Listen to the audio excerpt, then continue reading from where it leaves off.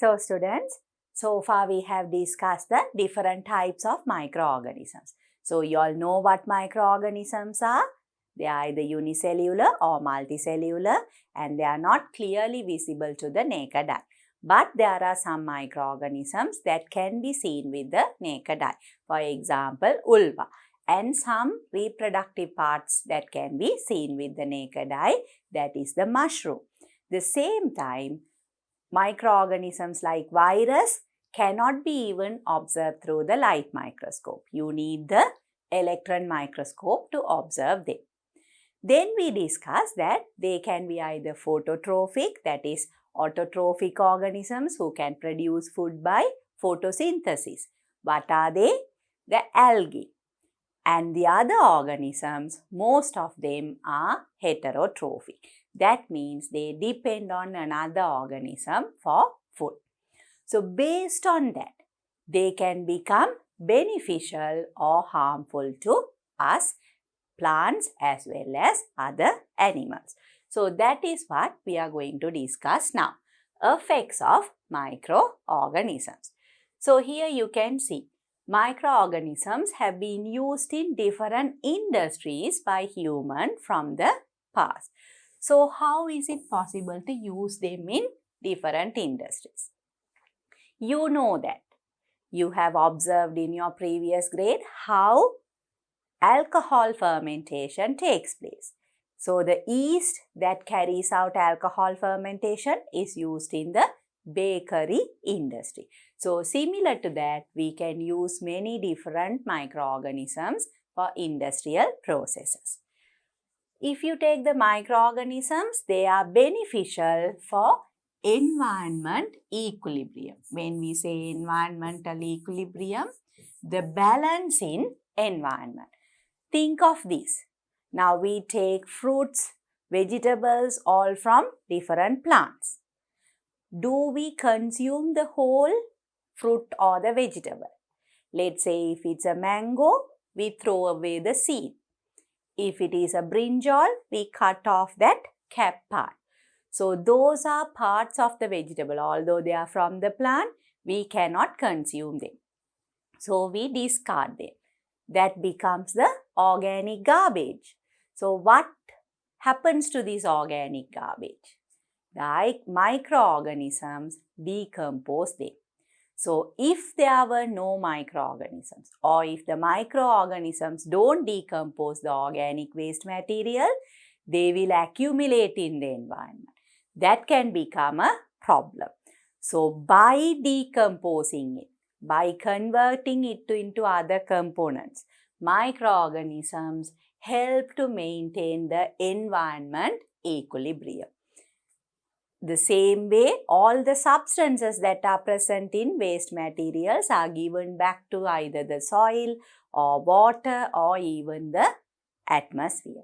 So there again, they help to maintain the balance or equilibrium of the environment. So they are very useful to us. At the same time, microorganisms can become harmful to us. You know the reason? Again, the same reason. They carry out alcohol fermentation, they carry out decomposition. So because of that, they cause food spoilage. At the same time, they are heterotrophic. So they tend to become pathogenic. So they cause diseases. So because they act as pathogens and they spoil food. So under the beneficial effects, there are many beneficial effects. And there are many industries in which we use the microorganism. At the same time, they act as pathogens and spoil food and do harm to us. So now let us discuss these different types of effects caused by microorganisms. So the first one, beneficial effects of microorganisms. So if we take the beneficial effects, microorganisms are used in industries in seek of economical advantage. What is economical advantage? They can be more cheaper, they can help us to produce better products, they can enhance the growth of plants or give us very good produce from the plants. So by doing all these, they help us in an economically advantageous way. So because of that, as well as for research purposes. Now we will discuss in a while rice containing vitamin A, that is known as the golden rice, has been produced using microorganisms. So to do that, they need to use microorganisms in research. So they are beneficial either economically or they can be used for research purposes. So under that, there are many different industries. For example, agriculture. You know what agriculture is? The farming processes where we grow crops as well as animals and animal producers for food consumption. Then if we say medicine, as medicines for treatment of diseases like antibiotics. So those are all using microorganisms. Then there are other industries like say the coir industry or the dairy products. All these are different industries, even the bakery. So in all these we use microorganisms. And finally, like I told you all before, conservation of the environment. Conserving, maintaining a balance, maintaining a good environment. That is the meaning of conservation of environment. So removing pollutants as well as adding good substances to the environment. So all those are the beneficial effects of microorganisms. So now we will discuss them one by one. So the first one, applications of microorganisms in agriculture. Under that, we discuss the first application, that is the application in gene technology. What are genes? You have heard people say, it is in their gene, it is in her gene, or it is in his gene. So genes are the materials in our body that bring information from your previous generation. That is how you get your features as well as your characteristics. So the same way, microorganisms as well as other organisms have their information stored in gene. So what they do is they extract this good information, that is the gene, and use it for an advantageous purpose. The technology in which that is carried out is known as gene technology. So we'll see what they have done using microorganisms in gene technology. This is the rice I told you all about. Now look at the normal rice, it is white in color. Now normal rice is not rich in vitamin A. But if you take the golden rice, this has vitamin A. So that is an advantage. When you eat rice itself, you get vitamin A. So how is this vitamin A incorporated into rice? This is possible because of a bacteria. So now we will see what other advantages are there in agriculture. So the first one, in agriculture, crop harvest is enhanced and enriched. So this is the first one, enhancing and enriching crop harvest. What is the meaning of enhancing? Increasing it, multiplying it. And enriching, it becomes better. And there are also the amount is increased. So how is that done? Drought resistant and pest resistant crops. Drought means there's not enough water. So if there are drought resistant crops, they can grow in environment where there is not enough rainfall or not enough water. Even during the season where there is scarcity or not enough water, these crops can grow well. So drought resistant. Then what is pest resistant? Pest is an insect or another organism that harms the growth of a plant, a crop plant. So there the pest is harmful to the crops. if you can find crops that are resistant to pests, that are not affected by pests, then they can survive in any environment where there is pest. So, drought resistant and pest resistant crops help to enhance and enrich the harvest of agriculture. Then if we look at the next one, crops with high nutrients and taste. So here again, this is another example, high nutrients. Normally rice contains lot of starch. In addition to that, if you have vitamin A, that is a high nutrient rice. So you are enhancing and enriching that product. And also taste. Say, if you can increase the taste of a fruit using a microorganism, there you are enhancing and enriching the produce. If we look at more examples, biological pesticides and weedicides. Now, biological pesticides and weedicide. What are they? The second importance. Biological, using microorganisms. What are pesticides? I told you all, pests are insects that can harm the crop plant. So, any chemical that can be used to destroy those pests is normally known as a pesticide. But the chemical pesticide can be harmful, or it is harmful to the environment as well. So, if we can have a biological pesticide that is not harmful to the environment, but that can be used to destroy the pest. So, that is very useful to us. Then weedicide. What are weeds? You have to remember all these terms, children. Pest, weed. Now, pest is an insect that can harm the growth of the crop. The same way, weed is a plant that can harm the growth of the plant. So, we have to destroy those weeds. So, that is again done by using biological weedicide. So, those can be developed using microorganisms. So, that's useful in agriculture. Then the third one, what we have discussed here, the golden rice. Genes of the bacterium. I told you all these genes of the bacterium, Erwinia urdovora. Now students, you can remember I told you all at the beginning of the lesson, you don't have to memorize the scientific names, but you should know to identify them. And I have told you there are rules in writing those names. We have to adhere to that. So when you study this lesson, make sure that you understand how it is written. So Erwinia urdovora is used in developing golden rice. What I told you all here, enriched with vitamin A. So that is again an application in agriculture. The last one, that is the fourth one.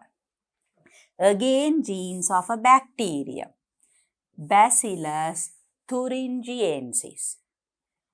Genes of the bacterium, Bacillus thuringiensis, is muted in Ziamase. Now, note this term, muted. What is muting? Mutation, changes. Now, we talked about genes. Now, changes in genes or changes to genes is known as mutation. So, that is what is done here. What is Ziamase? Ziamase is corn. So, they take the genes from the genome. So, here you can see the word genome. So, they take genes, the good genes from the corn plant, and that is combined, modified with the or joined with the genes of Bacillus thuringiensis to produce toxins to crop pest. So, already we have discussed pest. To destroy the pest, we need biological pesticides which are not harmful to the environment. So, such a pesticide can be produced by muting genes from Ziamase plant with Bacillus thuringiensis and producing the toxin to crop pest. So that is how this becomes useful. So if we look at all the uses, the first one, in agriculture, crop harvest is enhanced and enriched by drought-resistant and pest-resistant crops, as well as crops with high nutrients and taste. Then the next one, biological pesticides and weedicides are developed using microorganisms. Genes of the bacterium Erwinia uridovora is used in developing golden rice, enriched with vitamin A. And finally, genes of the bacterium Bacillus thuringiensis is muted in Zea mays genome to produce toxins to crop pest. So those are the applications of microorganisms in agriculture in the form of gene technology. With that, I will move on to the next type of application. The next one, that is nitrogen fixation. First, look at this picture here. I will explain that first. Now, this is a legume plant. Legume means plants like soya, beans, those are legume plants. Now, in the legume plants, if you take the roots, now here you can see these circular structures. These are known as nodules, or we call them as root nodules. Now, in this root nodule, there is a bacteria, Rhizobium, living in a symbiotic relationship. Symbiotic means the bacteria is useful to the plant, plant is useful to the bacteria. So, they both help each other. Symbiotic relationship. So, this Rhizobium bacteria has the ability to do nitrogen fixation. That is what we are going to discuss now. So, in atmosphere, if you take the atmosphere around the earth, you know there is 78% of nitrogen. Even though 78% of nitrogen exists naturally in the atmosphere, the plants have a limited ability to absorb it directly. I am sure children, you know that we need nitrogen. The same way plants need nitrogen. Why? There needs to be nitrogen in proteins. But the plants have a limited ability to absorb this atmospheric nitrogen. So, sometimes they can become nitrogen deficient. So, to help with that, you can see this bacteria, Rhizobium. I told you all the bacteria that lives in the root nodules of legumes. So, Rhizobium, again a scientific name, a type of bacteria that lives on the root nodules of legumes such as beans, peas. So, those are the legume plants, beans, peas, they are present there. Can absorb atmospheric nitrogen directly. This is the important thing. So, the soya plant or the bean plant, pea plant, they cannot absorb the nitrogen directly. But the bacteria that is present in the root nodule, it can absorb the nitrogen from atmosphere and it gives the nitrogen to the plant. So, the plant can grow well. So, that is an advantage. So, here the Rhizobium is a symbiotic plant. Rhizobium, a type of bacteria that lives on the nodules of legumes such as beans, peas, can absorb atmospheric nitrogen directly. This process is known as nitrogen fixation. Again, a new term for you all. That is very, very useful in agriculture. Commercially produced Rhizobium. So again the same bacteria is used in cultivation lands in order to increase the yield of legumes. So if the rhizobium is present naturally, then there is no problem for the legume plant. But if the soil doesn't have the bacteria, what they do is they produce this rhizobium commercially, add it to the soil.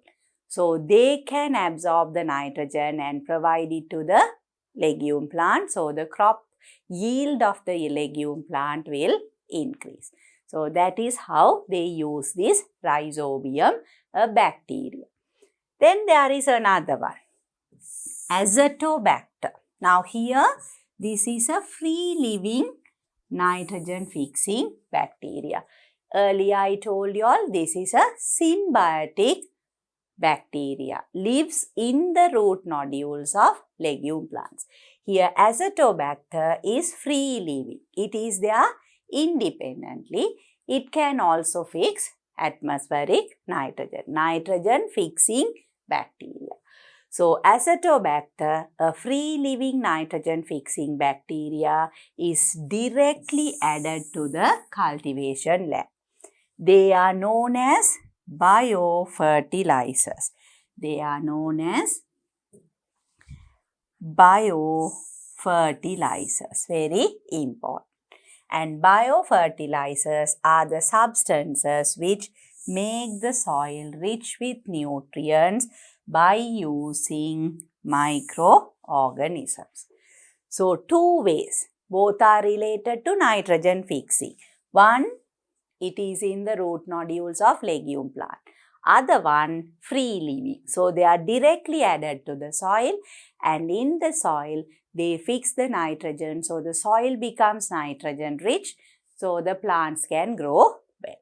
So, that is the application of bacteria in agriculture by the process of nitrogen fixation. With that, I will move on to the next one. The next one is an application again related to agriculture, that again is carried out by us. How we use these microorganisms for agriculture. Producing compost. Now, what is this compost? I am sure you can answer that. What is compost? It is a natural fertilizer. Now, there are things that are known as organic waste materials. What are these organic waste materials? What you get from your household. I told you all, when we use a brinjal, we don't use the full brinjal. We cut off that cap part or the other parts, the skin of certain vegetables or fruits. We throw them away. We discard them. So, what we can do is, we can put all those organic waste materials, even like substances like cow dung and all those.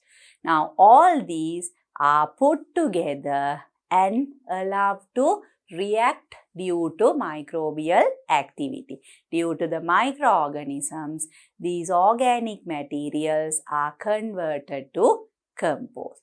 So, that is very, very useful to us. Now, here you can see this is one way of making compost. This method is known as heap method. Why we call it a heap? Here you can see the organic materials with soil is heaped on soil. And normally what they do is, they do water this so that there is enough moisture for the activity of microorganisms, and also they normally cover this with black polythene. Why black polythene?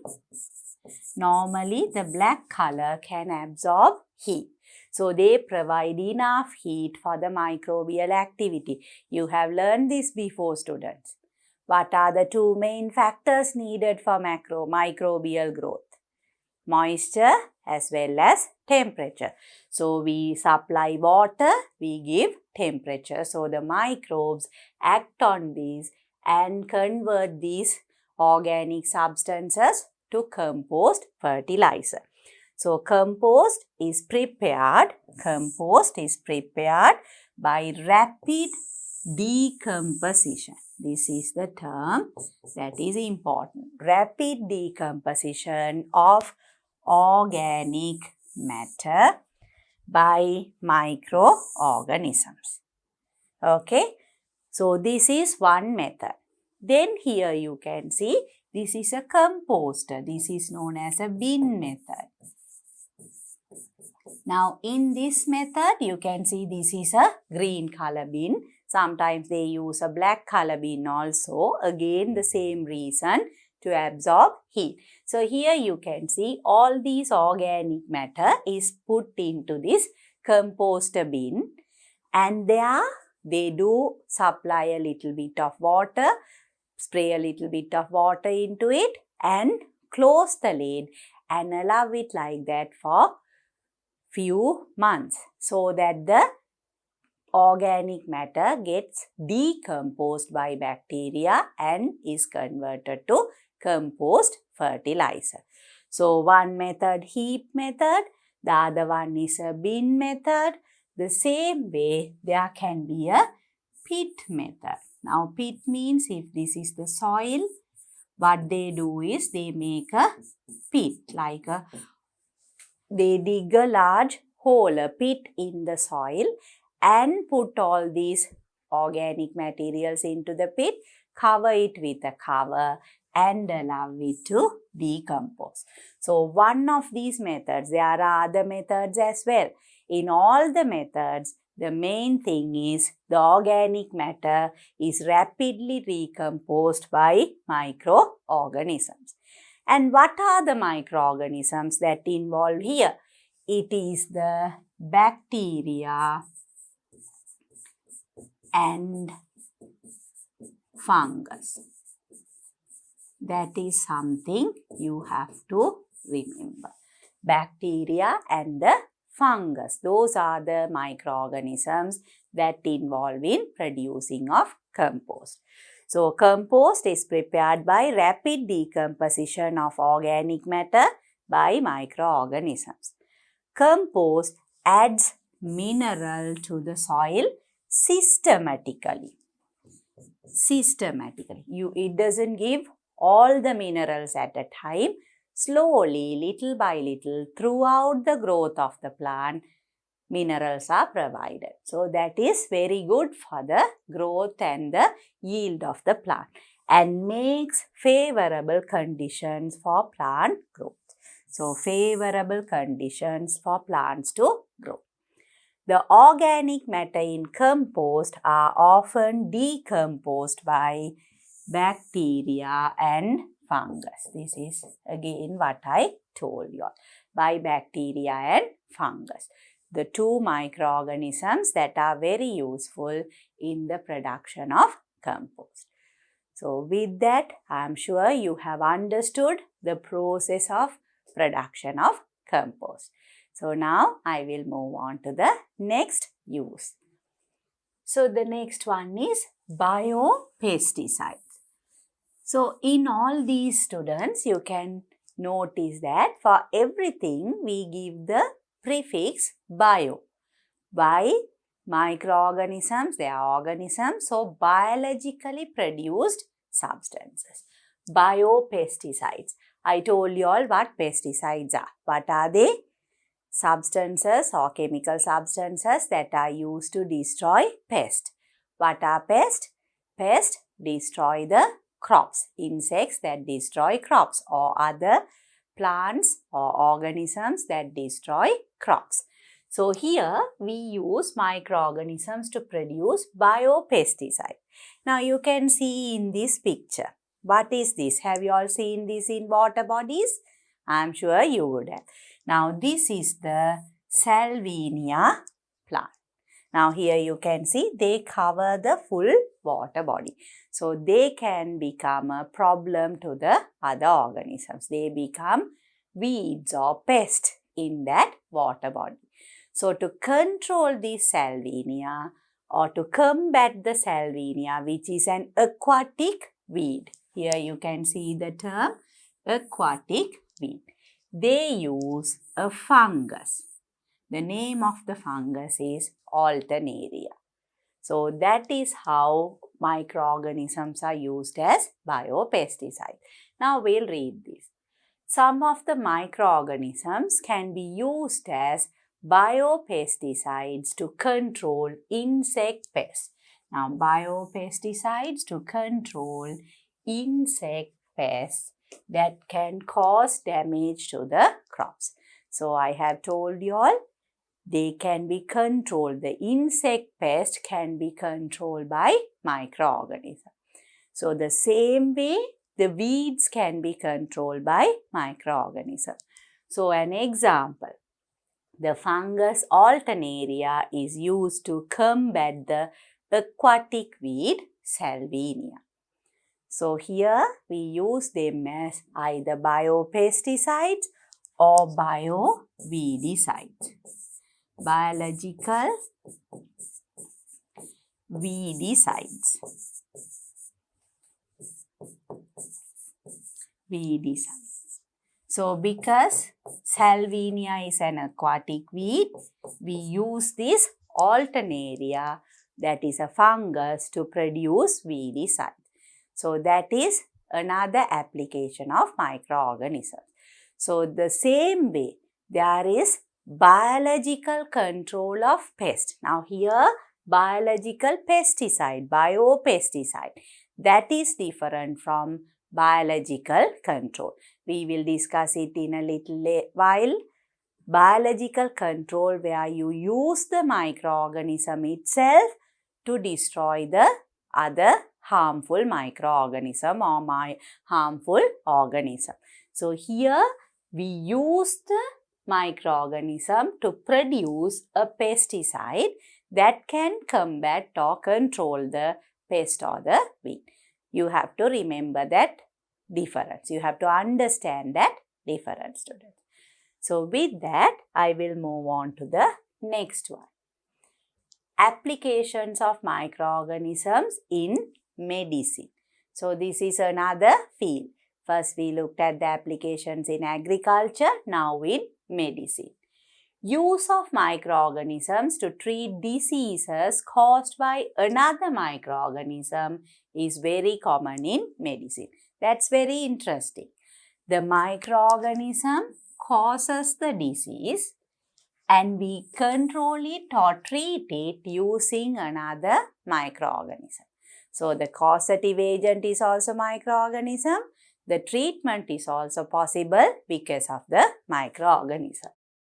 So, microorganisms are used to produce antibiotics, vaccines and antitoxins. 3 types of medicines: antibiotics, vaccines and antitoxins. We will discuss them one by one.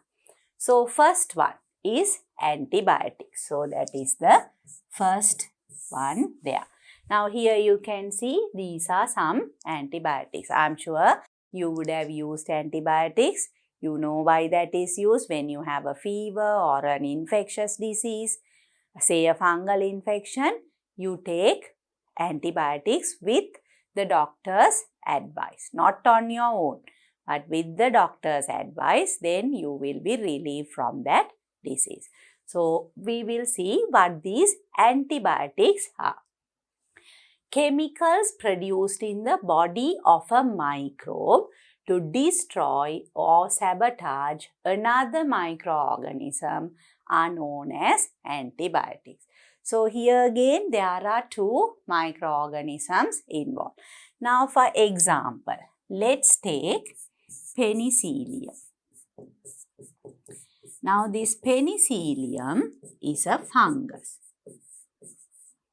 Now, this fungus produces a chemical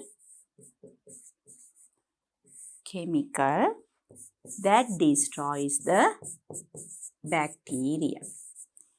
Now, this particular chemical is what we use as the antibiotic. So, this becomes the antibiotic there. So, now if we read this again, chemicals produced in the body of a microbe. So, here penicillium is that first microbe, this one.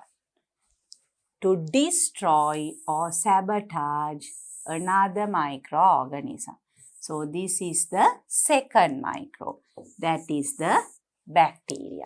So now can you all understand how the antibiotic works?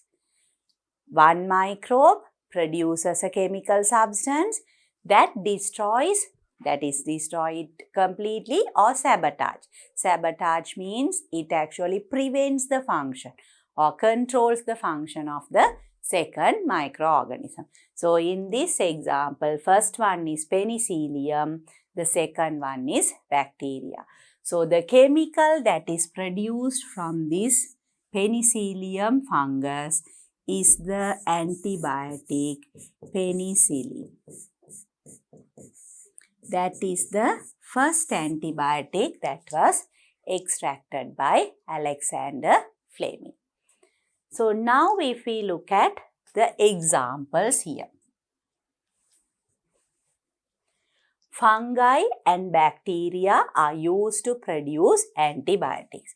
So two microorganisms, that is again important. Here in this example, penicillium is a fungus that is used to produce antibiotic. The same way, bacteria produces chemicals. They also can be used to produce antibiotics. So both fungi and bacteria are used to produce antibiotics. And antibiotics can kill bacteria and fungi. This is also very interesting. What is produced by fungi kills the bacteria. What is produced by the bacteria will kill the fungi. It's like an opposite reaction. So can you all understand that, students? Fungus is used to produce antibiotics against bacteria. Bacteria will be used to produce antibiotics against the fungus. So those are the two types of microorganisms, fungus and bacteria, that are used to produce antibiotics as well as that can be controlled by antibiotics. But they do not fight against infections caused by virus. So these viruses are not affected by the antibiotic. They don't produce antibiotic. They are not affected by the antibiotic. So you can remember the diseases like common cold or AIDS. So for those viruses, we cannot use antibiotics. Even the dengue virus or the COVID virus, we cannot use antibiotics for those viruses because they are not affected by antibiotics. Although antibiotics are not much harmful to humans, they can cause side effects if used without medical advice. So that is important. I told you all before also, when you have a disease, you take antibiotics, you would have experience, but only with the medical advice. Only if the doctor tells you to take it. And that also if they tell you to take it for 2 days, only for 2 days. 3 days, only for 3 days. You don't take it any longer than that. And according to how they tell you to take it. Otherwise, they can cause side effects. They can also destroy the good microorganisms that are in our body. So we have to be careful. Then, if we look at the antibiotics that are used against bacterial infections, there are a few examples. One is the penicillin. Then there is amoxicillin.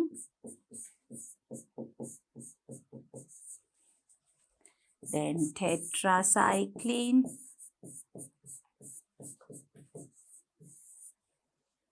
Penicillin, amoxicillin, tetracycline, erythromycin.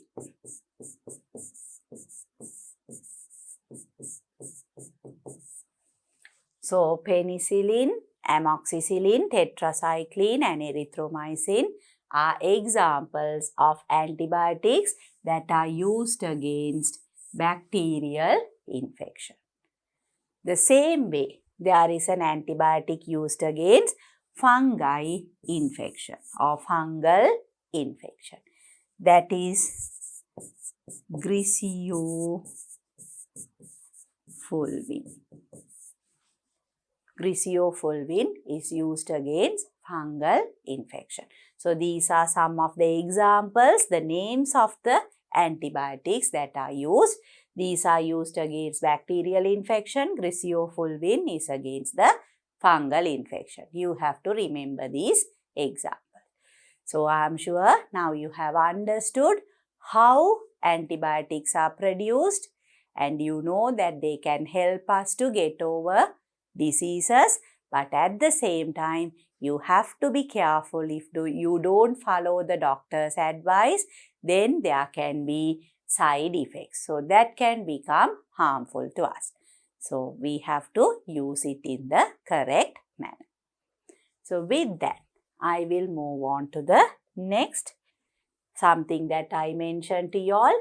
The antibiotic penicillin was discovered by the Scottish scientist Alexander Fleming.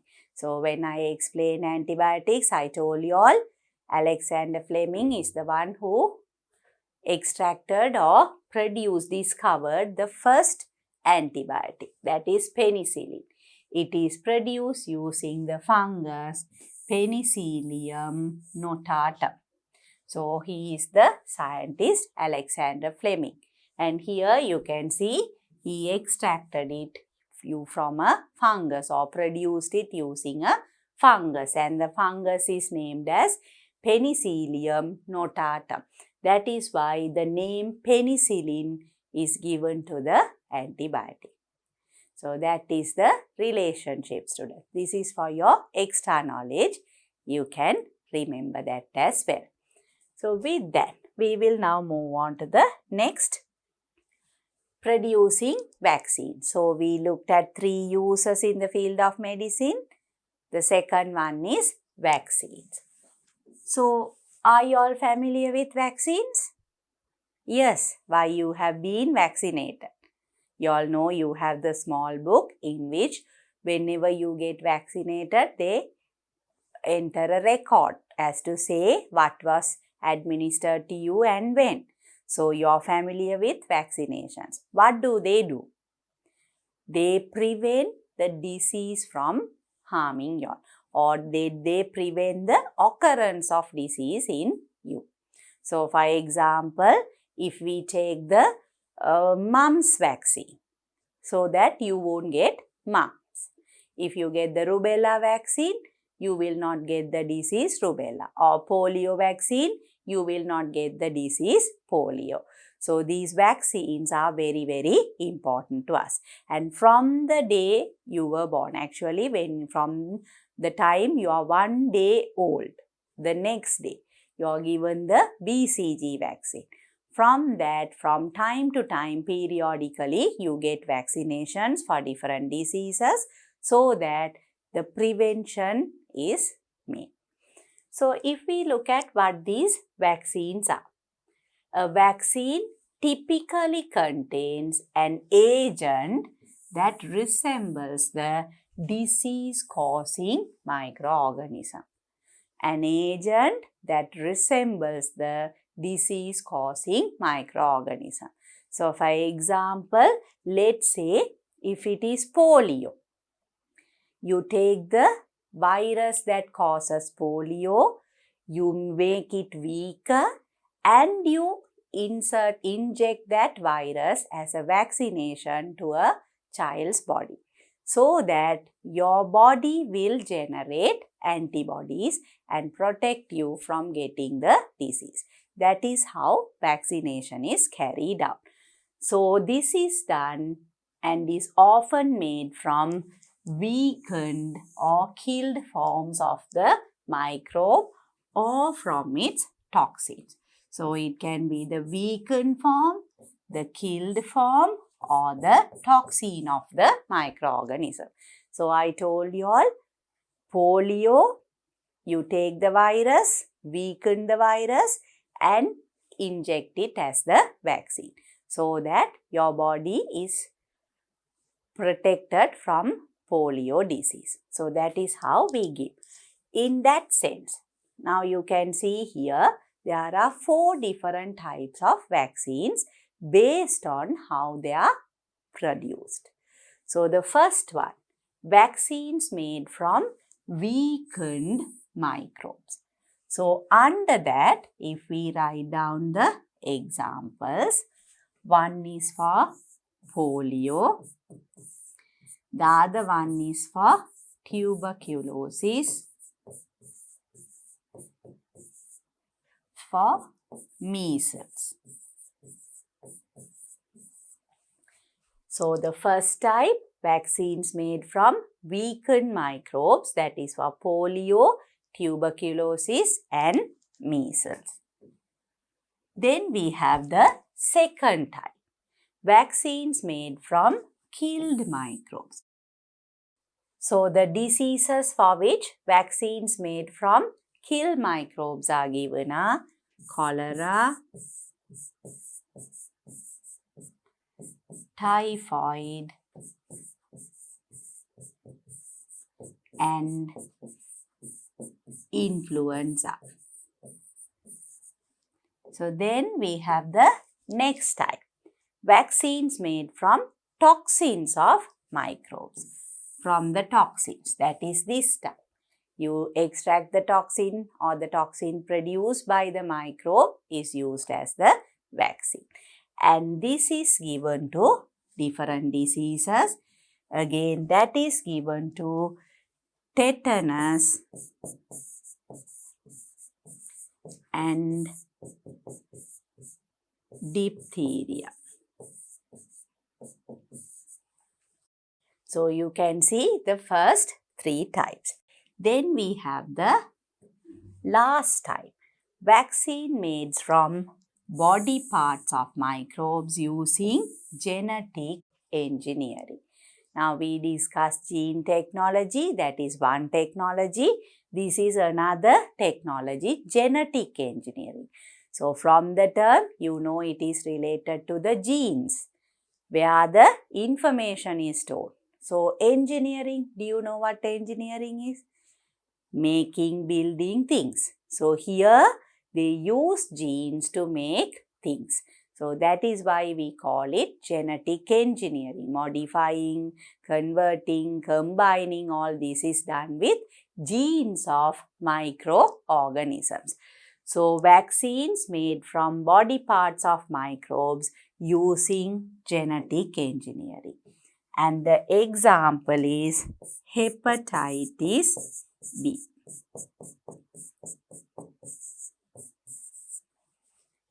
So here you can see the 4 different types of vaccinations.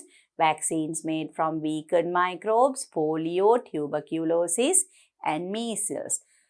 I am sure students you know what these diseases are. Polio is where the muscles get retarded, paralysis of muscles take place. Tuberculosis is related to the lungs, a disease related to the lungs. Measles where you get very high fever and small blisters on your hand, an infectious disease. Then you can see vaccines made from killed microbes. Cholera. Cholera is like dysentery. You get the loose stool movement, cholera. Then typhoid, again a fever. Then influenza is a flu related to the respiratory system. So those are vaccinations made from killed microbes. Then the vaccines made from toxins of microbes, tetanus. Tetanus, again tetanus caused due to animal bites or maybe the rusted iron. So all that can lead to tetanus, that is a bacterial disease. Then again diphtheria, that is also a disease to which they give vaccinations made from toxins of microbes. And finally, vaccines made from body parts of microbes using genetic engineering, that is hepatitis B, that affects the liver of a person. So these are the different types of vaccines that are produced using microorganisms. So now you have a clear idea as to what antibiotics is. That is taken after you get the disease. So there it is the fungus and the bacteria that are involved in the production of antibiotics. Now vaccinations are given as a prevention before you get the disease. Then there is the third type. Those are the antitoxins. So those are the antitoxins. With that, I will move on to the next slide. So here you have an assignment. Collect information about the immunization programs conducted in Sri Lanka. Display the collected information in a wallpaper in the classroom. So here I am sure you have many ways of collecting information. I mentioned to you all about the book given to you where you have all the records of the vaccinations given to you. What is the first vaccination you received? I am sure you will not remember because you were a very tiny baby, 1 day old baby. But the first vaccination you get is the BCG vaccination. Now this is something that you have to do. But I am just giving you a guideline, just giving you some information. But you have to collect the information and you have to make a wallpaper and present it to the class. So the BCG vaccination. Then what do you get? You get the hexavalent Infanrix. They call it the Infanrix or what is known as hexavalent vaccine. This is for 6 diseases. And one of those is polio. So many different diseases. There are 6 diseases. All the 6 vaccines are combined together and made into a hexavalent. Hexa means 6. So hexavalent vaccination, which is called the Infanrix. That is another one that you would have received. And here also they give it periodically. Some are given in a month's time, 3 months, 6 months, 9 months, it depends. Even at the age of 5 years, 12 years, you get this vaccination. Another one, a common one that has to be given to all the children, that is MMR. Mumps, measles and rubella vaccine. So like this, there are some vaccines which are compulsory. You have to get it. All the children from the day after they are born until a certain age, you have to get all these vaccines. At the same time, there are other vaccines like say hepatitis B. That is also included here, but another additional vaccine for hepatitis B or say cervical cancer. For those, they have different vaccinations. So that can be received depending on the requirement of the person. So I am sure now you have an idea as to what you have to do here. You have to look at your book. You can use that information from the book as well as you can refer the internet. You can refer magazines or any other books. You can ask from other doctors. You might know them. So you can collect all this information and make a wallpaper and display it in the classroom regarding the immunization programs in Sri Lanka. Immunization is the vaccination of people or children. So that program is known as immunization program. So I am sure you will be able to do it nicely and you will be able to present it to the class. So that is what you need to know for vaccinations. So now we have to discuss the third type. What is that? Antitoxins. Producing antitoxins. Now, biochemical substances produced by pathogenic bacteria which harm the host activity is known as toxin. So now let's say you are the host. Host is man. Now when a bacteria enters the body, that is the pathogen. So what does this pathogen do? Inside the body of the host, it produces a toxin. Toxin means a very harmful or poisonous substance that is produced by the bacteria inside our body. So what does our body do? It produces another chemical that acts against the toxin. That is what we call as antitoxin. So microorganism enters our body, it produces the toxin, and our body produces antitoxin.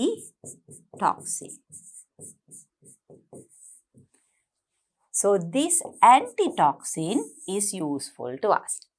Like our body. Now I explain this example using man. The same way, the other animals also can produce antitoxin. So what they do is, they take for example, the bacteria that causes tetanus. So here, tetanus is a disease to which we produce antitoxins using microorganisms. So bacteria usually causes tetanus. I told you all that before. So when the bacterial cell enters an organism, say man or a dog or a horse, any organism, inside the body they produce the toxin. So the body of that organism produces the antitoxin. So what they do is, they use the bacteria that causes tetanus is injected into the body of an organism.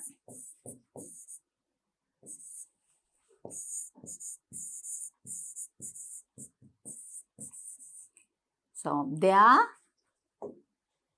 inside the organism, the antitoxin is produced, and that is used in the field of medicine.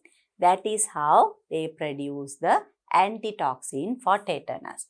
So biochemical substance produced by pathogenic bacteria. So the bacteria that causes tetanus is the pathogenic bacteria which harm the host activity. So if man was the host, it will harm us. We will get the tetanus disease where we get the lockjaw and all that. So what they do is, vaccines are synthesized using these toxins by removing toxic components. So they produce the vaccine by removing the toxic components. So we are using this bacteria. So that is why they are useful in the production of antitoxin. So far students, we discussed three main uses: the production of antibiotics, production of vaccines, and now the production of antitoxins. So those are the applications of microorganisms in the field of medicine.